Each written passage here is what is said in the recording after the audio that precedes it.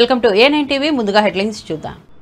CM Revanth రెడ్డికి ఈటెల రాజేందర్ సవాల్. రేవంత్ రెడ్డి పాలన బాగుందని, ప్రజలు అంటే రాజకీయాల నుంచి తప్పుకుంటానని సవాల్.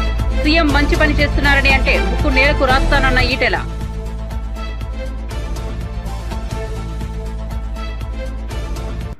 మంత్రి కొండా సురేఖ వ్యాఖ్యలపై సినీ ప్రముఖుల ఆగ్రహం. ఇప్పటికే మంత్రి తన వ్యాఖ్యలను ఉపసంహరించుకుంటున్నారన్న టీపీసీ చీఫ్. ఇరువైపులా మహిళలు ఉన్న విషయాన్ని సినీ ప్రముఖులు గుర్తించాలని విజ్ఞప్తి.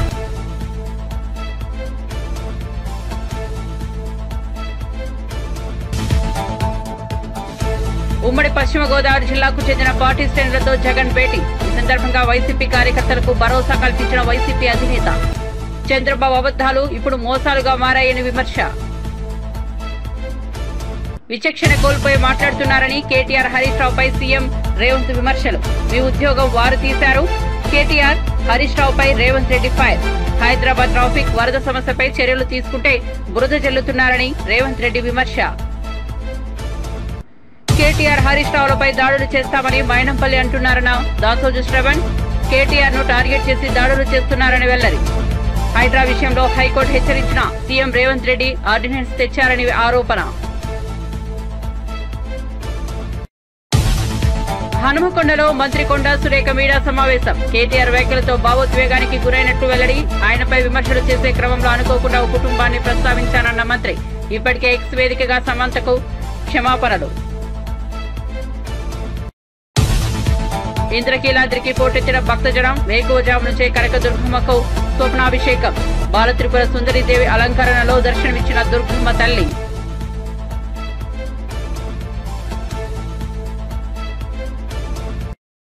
ఇక వార్త వివరాల్లోకి వెళ్తే, ఉమ్మడి పశ్చిమ గోదావరి జిల్లాకు చెందిన జెడ్పీటీసీ ఇతర నాయకులతో మాజీ సీఎం వైసీపీ అధినేత వైఎస్ జగన్ భేటీ అయ్యారు. ఈ సందర్భంగా వైసీపీ కార్యకర్తలకు వైఎస్ జగన్ భరోసా కల్పించే ప్రయత్నం చేశారు.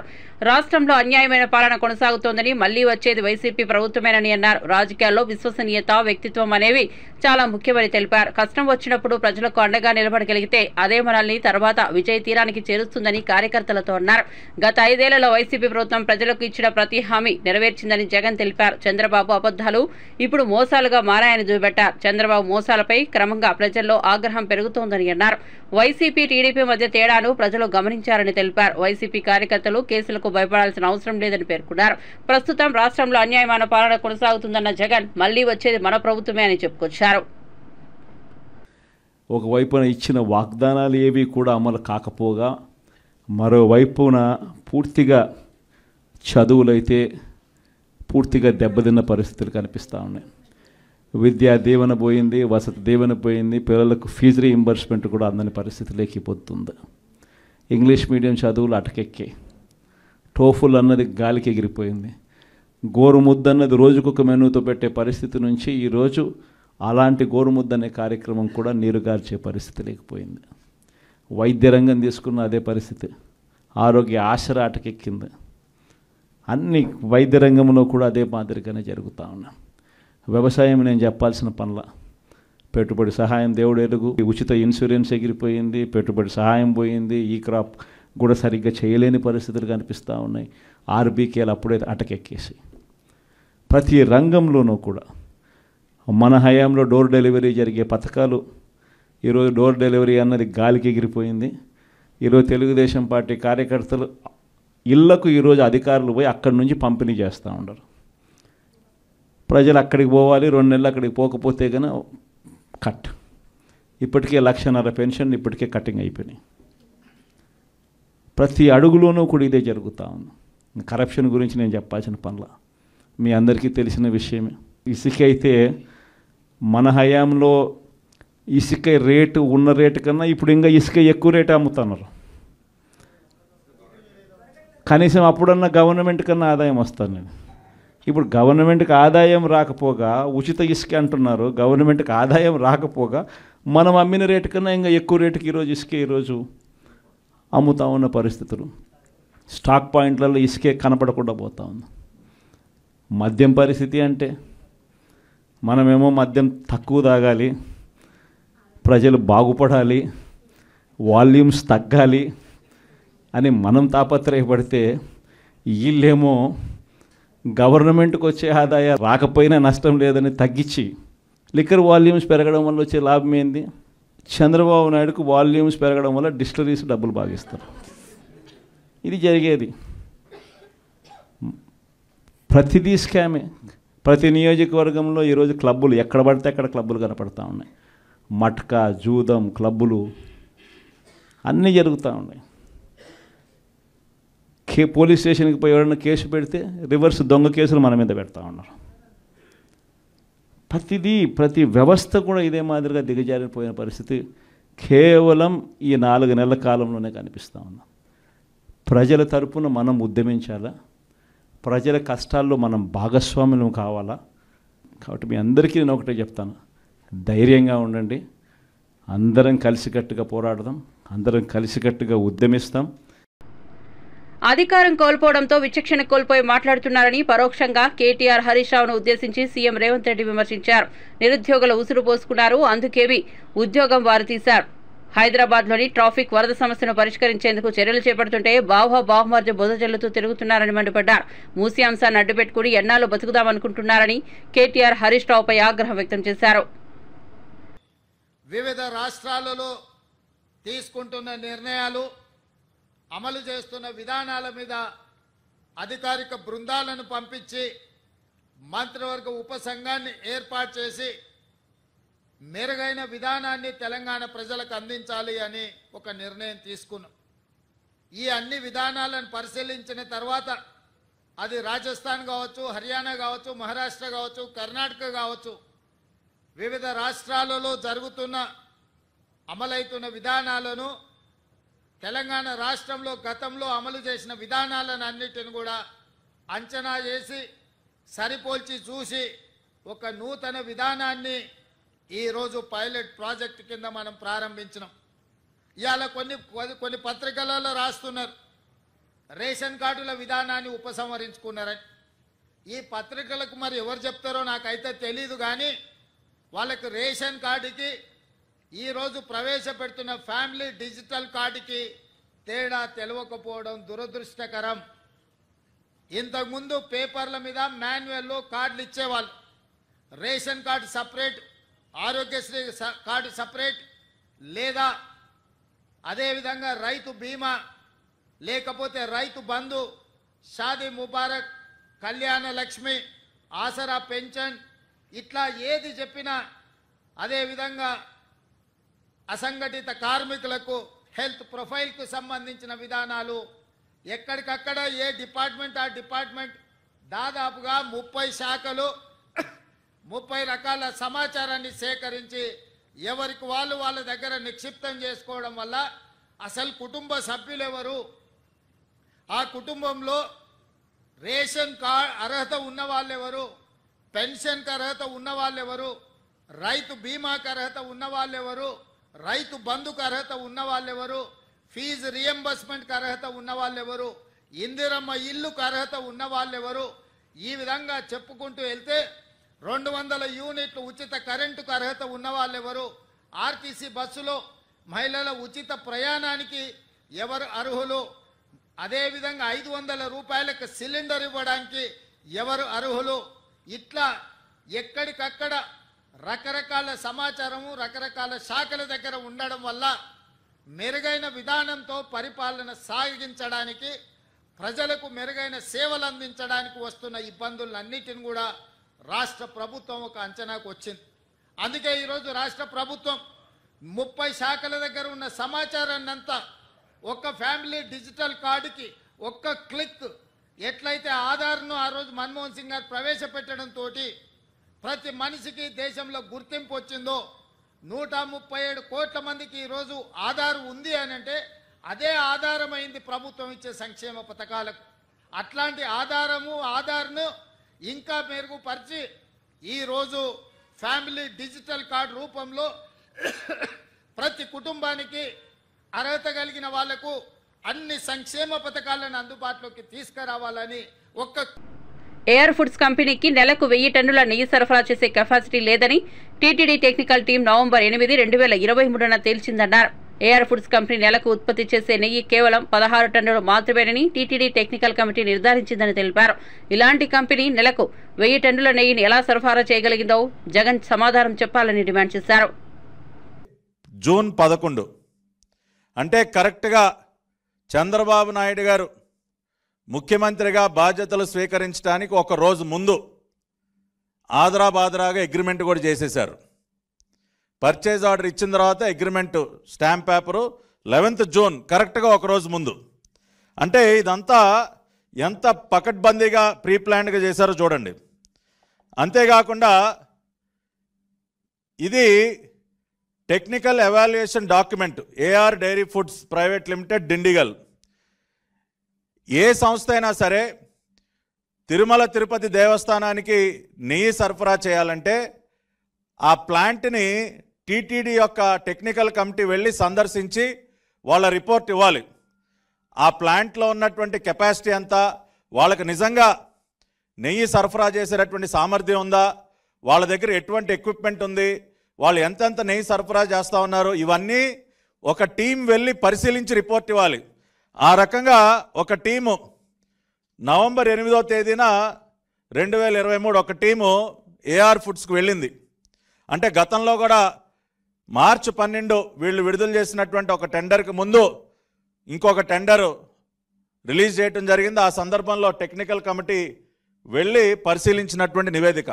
దీనిలో మీరు చూసినట్లయితే ఇక్కడ చాలా కీలకమైనటువంటి అంశం ఇక్కడ మీరు అందరూ చూడాలి. Supply of relevant commodity experience in 1 year period. సంవత్సర కాలంలో ఏఆర్ డైరీ సంస్థ ఎంత నెయ్యి సరఫరా చేసింది అన్న ఒక కాలం దగ్గర 2022-23లో ఎంత సరఫరా చేశారండి? 14,940 కిలోలు, 14,940 కేజీలు ఒక సంవత్సర కాలంలో ఏఆర్ డైరీ సరఫరా చేసింది. అంటే 14 టన్నులు, సుమారుగా 15 టన్నులు. ఒక సంవత్సర కాలంలో ఏఆర్ డైరీ సరఫరా చేసింది ఎంతండి? 15 టన్నులు. అటువంటి ఒక సంస్థకి 6 నెలల కాలంలో 1000 టన్నుల సరఫరా చేసే కాంట్రాక్ట్ ఏ రకంగా ఇస్తారండి? అంటే మీకు తెలుసు ఏఆర్ డైరీకి 1000 టన్నుల నెయ్యి సరఫరా చేసే సామర్థ్యం లేదు అని తెలుసు. మీ టీటీడీ కమిటీ టెక్నికల్ కమిటీయే చెప్పింది ఆ మాట. 2023-24 సంవత్సరంలో వీళ్ళు నవంబర్లో వెళ్ళే టైంకి, అంటే సుమారుగా ఒక 7 నెలల కాలంలో వాళ్ళు సరఫరా చేసింది 8,100 కిలోలు, అంటే 8 టన్నులు. 22-23 సంవత్సరం మొత్తం మీద సరఫరా చేసింది 15 టన్నులు. 23-24లో ఒక 7 నెలల కాలానికి సరఫరా చేసింది 8 టన్నులే. అటువంటి సంస్థకి ఏమండి జగన్ రెడ్డి గారు సత్యమేవ జయతే అని ట్వీట్లు పెడుతున్నారు కదా, ఇది పెట్టండి సార్ ట్వీటు, ఈ డాక్యుమెంట్ పెట్టండి, మీకు దమ్ముంటే ట్వీట్ చేయండి. ఇదిగో మేము అతి గొప్పగా సెలెక్ట్ చేసిన సంస్థ సంవత్సర కాలంలో 15 టన్నుల. మంత్రి కొండా సురేఖ సినీ పరిశ్రమకు చెందిన వ్యక్తుల గురించి చేసిన వ్యాఖ్యలపై తెలంగాణ పీసీసీ చీఫ్ మహేష్ కుమార్ గౌడ్ స్పందించారు. అవి తాను అనుకోకుండా చేసిన వ్యాఖ్యలని వాటిని ఉపసంహరించుకుంటున్నట్లు సురేఖ చెప్పిన విషయాన్ని ఆయన గుర్తు చేశారు. దీనిపై మీడియాలో చెప్పడంతో పాటు ఎక్స్ వేదికగా కూడా మంత్రి పోస్టు పెట్టారని తెలిపారు. అందుకే సినీ ప్రముఖులు ఈ అంశానికి ముగింపు పలకాలని కోరారు. మహిళల పట్ల కేటీఆర్ చిన్నచూపు ధోరణి ప్రశ్నించడం తప్పితే ఎవరి మనోభావాల్ని దెబ్బతీయడం తన ఉద్దేశం కాదని సురేఖ పేర్కొన్నట్లు మహేష్ కుమార్ గౌడ్ తెలిపారు. ఇరువైపులా కూడా మహిళలు ఉన్న విషయాన్ని సినీ ప్రముఖులు గుర్తించాలని కోరారు. వెంటనే మంత్రి గారు కూడా ఆ వ్యాఖ్యల్ని బేషరతుగా వెనక్కి తీసుకుంటున్నట్టు ట్వీట్ చేశారు. పత్రేముఖం కూడా మాట్లాడడం జరిగింది. నేను పెద్దలందరూ కూడా విన్నవిస్తా ఉన్నాను సినీ ప్రముఖులకి, ఈ అంశాన్ని ఇక్కడితో ముగింపు పలకాలని. ఇక్కడ ఇరువైపులా మహిళలే ఉన్నారు, ఇరువైపులా మహిళలున్న విషయాన్ని గ్రహించి ఈ విషయాన్ని ఇక్కడతో ముగింపు పలికితే సమంజసంగా ఉంటుందనే మాట కూడా నేను విన్నవిస్తూ ఉన్నాను. మంత్రి గారు కూడా రాత్రి ట్వీట్ చేస్తూ ఆవిడ చెప్పిన మాటలు, నా వ్యాఖ్యలు యొక్క ఉద్దేశం మహిళల పట్ల అహంకార ధోరణి ప్రశ్నించడమే కానీ మీ యొక్క మనోభావాల్ని దెబ్బతీయడం కాదు. స్వయం శక్తితో మీరు ఎదిగిన తీరు నాకు కేవలం అభిమానం మాత్రమే కాకుండా ఆదర్శం కూడా. నా వ్యాఖ్యల పట్ల మీరు కానీ మీ అభిమానులు కానీ మనస్తానికి గురైతే బేషరతుగా నా వ్యాఖ్యలు విమర్శించుకుంటున్నా అనే మాట చెప్పడం జరిగింది. నేను పెద్దలకు విన్నవిస్తా ఉన్నాను. ఈ అంశంలో మంత్రి గారి పట్ల కేటీఆర్ అనుయూయులు, కేటీఆర్ పార్టీకి సంబంధించిన వ్యక్తులు పెట్టిన ఆడియో వీడియోలు, ఒక సోదరుడిగా ఒక సోదరిమణికి నూలుపోగు దండ వేస్తే వాళ్ళు ట్రోల్ చేసిన విధానం కూడా సినీ ప్రముఖులంతా కూడా చూసే ఉండవచ్చు. ఆ మహిళ ఏ రకంగా బాధపడిందో కూడా మీరు ఒకసారి అర్థం చేసుకోవాల్సిందని విజ్ఞప్తి చేస్తూ ఉన్నాను. ఏది ఏమైనప్పటికీ ఇరువైపుల మహిళలు ఉన్నారు కాబట్టి ఈ సమాజంలో ఒకరి గురించి ఒకరు చెడుగా మాట్లాడే సంప్రదాయం లేదు కాబట్టి ఆవిడ బేషరతుగా ఆవిడ వ్యాఖ్యల్ని ఉపసంహరించుకుంది కాబట్టి ఈ అంశాన్ని ఇక్కడితో ముగింపు పలకాలని నేను సినీ ప్రముఖులకు పెద్దలందరూ కూడా విజ్ఞప్తి చేస్తూ ఉన్నా. ఇక మీదట కూడా మంత్రులు కానీ మా కాంగ్రెస్ నాయకులు కానీ మాట్లాడేటప్పుడు జాగ్రత్త తెలుసుకోవాల్సిన. తెలంగాణ ముఖ్యమంత్రి రేవంత్ రెడ్డికి బీజేపీ నేత మల్కాజ్గిరి ఈటెల రాజేందర్ సవాల్ విసిరారు. ముఖ్యమంత్రిగా రేవంత్ రెడ్డి పాలన బాగుందని ప్రజలు అంటే తాను రాజకీయాల నుంచి తప్పుకుంటానని సవాల్ విసిరారు. సీఎం మంచి పనులు చేస్తున్నారని ప్రజలు మెచ్చుకుంటే ముక్కు నేలకూరు కూడా రాస్తానన్నారు. ఉప్పల్, రామాంతపూర్, అంబర్పేట ఇలా ఎక్కడికి రమ్మని సీఎం చెప్పినా తాను సిద్ధమన్నారు. హరీష్ రావు ఏదో రాసిస్తే తాను మాట్లాడతారని కాంగ్రెస్ నేతలు చెప్పడం విడ్డూరంగా ఉందన్నారు. ఎలాంటి భద్రత లేకుండా మూసీ పరివాహక ప్రజల వద్దకు వెళ్దామా అని నిలదీశారు. మూసీ ప్రచారం కోసం ఖర్చు పెడుతున్నామంటే మేము అంటున్నది ఏంటంటే, ఇవాళ నీ రోడ్ మ్యాప్ ఏంది, నీ డిపిఆర్ ఏంది, నువ్వు ఎప్పటి నుంచో ఎప్పటిలో పూర్తి చేస్తావు, దేనికి ఎంత ఖర్చు అవుతుంది, ఎవరు నీ కాంట్రాక్ట్లు ఎవరు, ఇవన్నీ చెప్పాల్సిన బాధ్యత లేదా? ఇవాళ ఒకటి ఏంటంటే, ఇవాళ రాష్ట్ర ప్రభుత్వంగా రేవంత్ రెడ్డిగా కేసీఆర్ గారు 6 సంవత్సరాలు పట్టింది తన వైఫల్యాలు, తన నిజ స్వరూపం, తన కర్కోటక పద్ధతి, తన దోపిడీ విధానం, ప్రజా కంటక పద్ధతులు తిరగడానికి 6 ఏళ్ళు పట్టింది. అప్పటిదాకా భరించింది. 2019-20లోనే కేసీఆర్ నిజ స్వరూపం ఏందో అర్థమైంది కాబట్టి, తప్పని పరిస్థితి కాబట్టి ఇలా 2023 ఎన్నికలు వచ్చినంత వరకు ఒప్పుపట్టిండు. బుద్ధితో దిమ్మ తిరిగిపోయి మళ్ళీ పాతాలకు పోయి ఇవాళ ఆయన కూడా ఇట్లా మాట్లాడు 20 ఏళ్ళు కానీ ఎవడేం చేయలేడు, ఇదో పార్టీ అని ఇదో కథన. కానీ రేవంత్ రెడ్డి నిజ స్వరూపం తినడానికి అమెరికాలో ఆయన ఒక ఇంటర్వ్యూ ఇచ్చింది. ఆయన 2 మాటలు, ఇక్కడ అబద్ధాలాడే నాయకుడినే ఇష్టపడతారు, మోసం చేసినటువంటి పార్టీలకే ఓట్లు ఎత్తారు, ఇది నేను నేర్చుకున్నానని చెప్పి ఎవరు చెప్పిండ్రు? ఆయన చెప్పిండు. ఎవరు? రేవంత్ రెడ్డి చెప్పిండు. రేవంత్ రెడ్డి దీని మీద ఒక 10-15 నిమిషాలు మాట్లాడినటువంటి అదంతా ఉంటుంది. రేవంత్ రెడ్డి గారి మొత్తం చరిత్ర తీస్తే మోసం, అబద్ధం అనేది దానికి మారిపోయిన ఉంటుంది రేవంత్ రెడ్డి గారిని ఒక సవాల్ చేస్తున్నారు. నీకు నిజంగా దమ్మున్నోడివైతే, ధైర్యం ఉన్నోడివైతే మీరు నేను కలిసి ఇద్దరం వితౌట్ సెక్యూరిటీ మూసీ పరివాహక ప్రాంతంలో ఇవాళ ఏ ఇల్లు అయితే నువ్వు కొనుగొట్టబోతున్నావు, ఏ ఇళ్ళకైతే నువ్వు నోటీస్ చేసే ప్రయత్నం చేస్తున్నావు, అక్కడికి మనకు పోదాం, ఇద్దరు కలిసిపోదాం. వితౌట్ సెక్యూరిటీ నేను కలిసి మొత్తం 1 రోజా 2 రోజుల మీ డేట్ ఇవ్వండి, తప్పుడు పోదాం. రా, నువ్వు నా చైతన్యపూర్కి వస్తావా, నా కొత్తపేటకి వస్తావా, నా ఉప్పల్ నియోజకవర్గంలో ఉన్నటువంటి రామతపూర్కి వస్తావా, పోదాం. సెక్యూరిటీ లేకుండా ఒకవేళ కనుక నిన్ను శభాష్ రేవంత్ రెడ్డి గారు అంటే నేను రాజకీయాల నుంచి మొత్తం తప్పుకొని బహిరంగంగా క్షమాపణ చెప్పి ముక్కు నెలగలు వస్తాను. కానీ ఏం మాటలు లేదు. ఇలా అక్కడక్కడ అడుగు తెచ్చుకున్న మనుషుల చేత తిట్టిపిస్తుందని చెప్పండి. జీవితంలో ఏ పదవి ఉన్నా కూడా ప్రజల చేత ఇంత చీకొట్టించుకొని ఇంత తిట్లు తినేటువంటి నాయకుడిగా మాత్రం ఉండదు. ఇవాళ విపరీతంగా తిడుతున్నారు, విపరీతంగా ఏడుస్తుంది. ఇవాళ ఎప్పుడు కూడా రేవంత్ రెడ్డి గారు ఒక్కడికి గుర్తుపెట్టుకోరు. ఆయన అంటున్నాడు, హరీష్ రావు గారు రాసిస్తే చదివే గంట దిక్కుమాలిన పడుతుందా రేవంత్ రెడ్డి? నీకైనా అవగాహన ఉందా? నీకైనా జ్ఞానం ఉందా? ఇవాళ నేను రాజశేఖర్ గారితో మాట్లాడినప్పుడు నా స్పీచ్లు ఉంటాయి. నేను తెలంగాణ ఆత్మగౌరవ బావుటాన్ని ఎగరేసినప్పుడు నాది 3 నెలల గంటల స్పీచ్ ఉంటుంది. నా కొన్ని 100 స్పీచ్లు ఉంటాయి. వందల స్పీచ్లు ఉంటే అసెంబ్లీలో పోయి నువ్వు కొట్టు, నీకు తెలుస్తుంది నేనెవరు. నువ్వు నాకు వచ్చినటువంటి తెలంగాణ ఆత్మగౌరవ బావుట సందర్భంగా నాకు వచ్చినటువంటి అప్రిషియేషన్ సన్మాన పత్రాన్ని నీకు ఎప్పుడైనా పంపిస్తాను. హైడ్రా విషయంలో హైకోర్టు హెచ్చరించినా సీఎం రేవంత్ రెడ్డి ఆర్డినెన్స్ తెచ్చారని బీఆర్ఎస్ నేత దాసోజు శ్రవణ్ అన్నారు.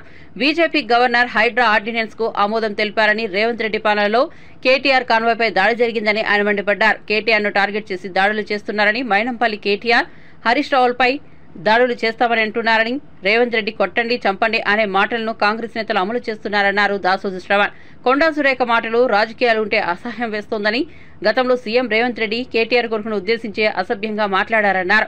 కేటీఆర్ 10 ఏళ్లు రాష్ట్ర మంత్రిగా హైదరాబాద్ బ్రాండ్ ఇమేజ్ ను పెంచుతున్నారని, కొండా సురేఖ రాజకీయం కోసం సినిమా పరిశ్రమ వాళ్లను అవమానించారని ఆయన అన్నారు. సినిమా పరిశ్రమలో ఉన్న వాళ్లను తప్పుడు వ్యక్తులుగా మంత్రి కొండా సురేఖ చిత్రీకరించారన్నారు. కొండా సురేఖను రాహుల్ గాంధీ మంత్రివర్గం నుండి బర్తరఫ్ చేయాలని, కొండా సురేఖ, సమంత, నాగార్జున కాళ్లు మొక్కి క్షమాపణ కోరాలన్నారు దాసోజు శ్రవణ్. దీనిపైన లోతుగా ప్రజలు ఆలోచించాలా. మేము వీఆర్ డిమాండింగ్ పొంగులేటి శ్రీనివాసరెడ్డి చెప్తాడా, గౌతమ్ అదానీ చెప్తాడా, లేకపోతే సునీల్ కనుగోలు చెప్తాడా, ఈ కథ ఏంది, ఈ దొంగ మీటింగ్లు ఎందుకు అవుతున్నాయో దయచేసి మీరు ప్రజలకు చెప్పండి. ఒకటి, ఒకవేళ కనుక being a revenue minister Gautam Adani నీ తెలంగాణ అల్లుడు లెక్క ఆయనకు 10,000 కోట్ల రూపాయల పెట్టుబడులకు రేవంత్ రెడ్డి దావస్లో ఎక్కడ ఇచ్చిండు కాబట్టి ఏదైనా పెట్టుబడులకు సంబంధించిన ముచ్చట మాట్లాడుకుంటామంటే హోటల్ ఏం పనే మీకు? సెక్రటరియట్ ఉంది కదా, గంత పెద్ద సెక్రటరియట్ బిల్డింగ్ ఉంది.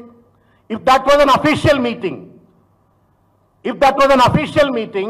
why is that you have to conduct that meeting in ITC Kohanur and why not in the secretariat? ఒకటి. రెండు, if that is an official meeting, what is the role of Sunil Kanugolu, who is the chief advisor of the Karnataka state government, who is an electoral strategist to Revanth Reddy? ఇదంతా కూడా ఒక గూడు పుట్టాను లెక్క అనిపించట్లా. దయచేసి దీనికి సమాధానం చెప్పాలా, ప్రజలకు జవాబుదారీతనంతో ఉండాలని చెప్పని ఈ సందర్భంగా నేను కోరుకుంటా ఉన్నాను. ఇవాళ లోపాయకారిగా మీది ఎంత గమ్మత్తైన కనిపిస్తుందండి.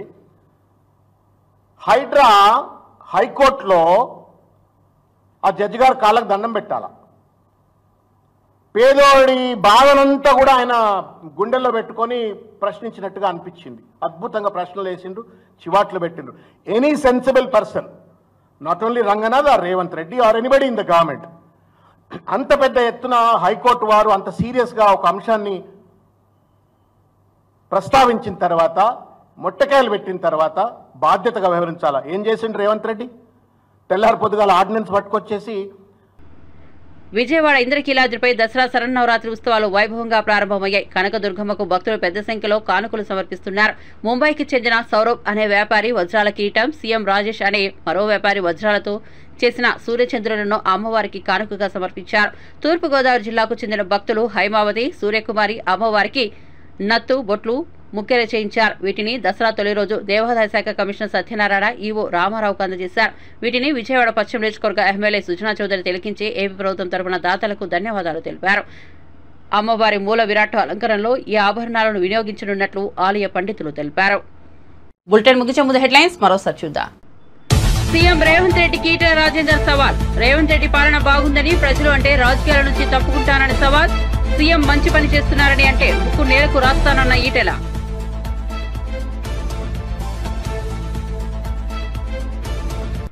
మంత్రి కొండా సురేఖ వ్యాఖ్యలపై సినీ ప్రముఖుల ఆగ్రహం.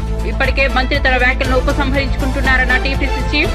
ఇరువైపులా మహిళలు ఉన్న విషయాన్ని సినీ ప్రముఖులు గుర్తించాలని విజ్ఞప్తి.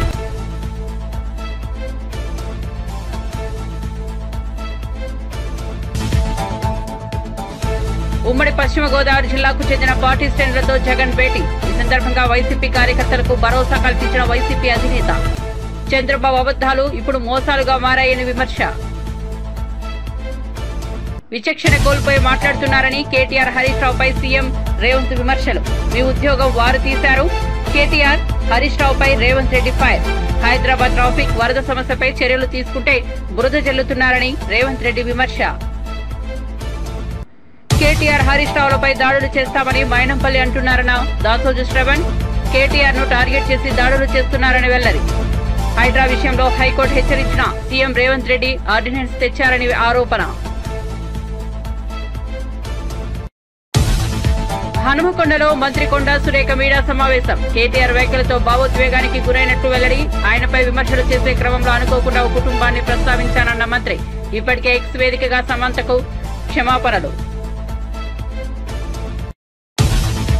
ఇంద్రకీలాద్రికి పోటెత్తిన భక్తజనం. వేకువజాము నుంచే కనకదుర్గమ్మకు స్వప్నాభిషేకం. బాలత్రిపుర సుందరీదేవి అలంకరణలో దర్శనమిచ్చిన దుర్గమ్మ తల్లి.